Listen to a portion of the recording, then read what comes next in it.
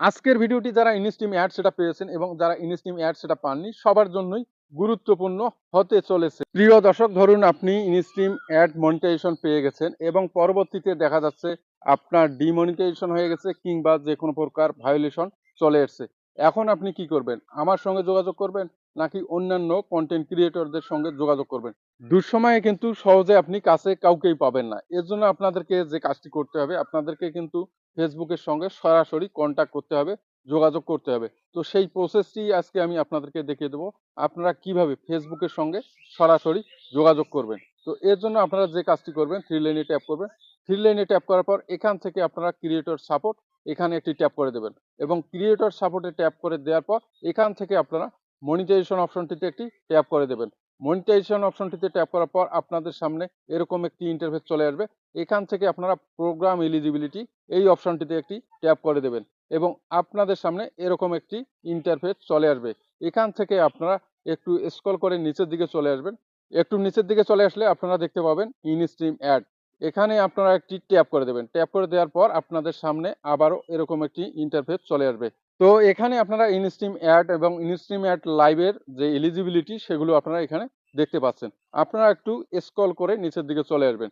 এখান থেকে আপনারা যদি একটু স্ক্রল করে নিচের দিকে চলে আসেন, আপনারা দেখতে পাচ্ছেন ফেসবুক নিজে থেকেই জানিয়ে দিয়েছে, if you set up instream ad and having issue, যদি আপনি ইনস্ট্রিম অ্যাড সেট আপ পেয়ে থাকেন বা করে থাকেন এবং আপনার যদি কোনো প্রকার সমস্যা হয়ে থাকে, সেক্ষেত্রে তারা তাদের সঙ্গে যোগাযোগ করার জন্য এখানে একটি অপশন দিয়েছে কন্টাক্ট আস। আপনারা এই কন্টাক্ট আস এই অপশনটিতে একটি ট্যাপ করে দেবেন। ট্যাপ করে দেওয়ার পর আপনাদের সামনে এরকম একটি ইন্টারফেস চলে আসবে এবং আপনারা দেখতে পাচ্ছেন এখানে কয়েকটি অপশন চলে আসছে। আপনাদের যদি পেমেন্ট সংক্রান্ত যদি সমস্যা থেকে থাকে সেক্ষেত্রেও আপনারা যোগাযোগ করতে পারবেন এবং আপনাদের যদি পেজে কোনো সমস্যা হয়ে থাকে সেক্ষেত্রেও আপনারা যোগাযোগ করতে পারবেন এবং আপনার যদি মনিটাইজেশন এলিজিবিলিটি কোনো সমস্যা হয়ে থাকে সেক্ষেত্রেও আপনারা যোগাযোগ করতে পারবেন। তো ধরুন আমি বাগ অ্যান্ড প্রোডাক্ট রিপোর্ট এই অপশনটি সিলেক্ট করে দিলাম। সিলেক্ট করে দেওয়ার পর আপনারা দেখতে পাচ্ছেন অটোমেটিকলি আর একটি স্টেপ চলে আসছে। এখান থেকে আপনারা আপনাদের সমস্যাটি ফেসবুককে ডিটেলস জানাতে পারবেন। দেখতে পাচ্ছেন আপনাদের যদি ডিমনিটাইজেশন হয়ে থাকে সেক্ষেত্রেও আপনারা ফেসবুকের সঙ্গে এভাবে যোগাযোগ করতে পারবেন এবং আপনাদের সমস্যার ডেসক্রিপশন এই বক্সে আপনারা পূর্ণাঙ্গ লিখে দিতে পারবেন এবং আপনারা এই বক্সে আপনাদের নাম লিখে দিতে পারবেন। আপনাদের যে সমস্যা সে সংক্রান্ত আপনারা স্ক্রিনশট এখান থেকে স্ক্রিনশট আপনারা অ্যাটাচ করে দিতে পারবেন। সর্বশেষ আপনারা সেন্ড করে দেবেন।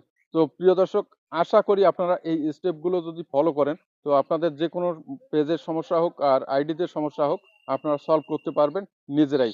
আর ভিডিওটি দেখার পর আপনাদের যদি ভালো লেগে থাকে একটি লাইক করে দেবেন, আপনার বন্ধু বান্ধবরাও যাতে জানতে পারে এজন্য বেশি বেশি শেয়ার করবেন। তো এই ছিল আজকে, আশা করি সবাই বুঝতে পেরেছেন।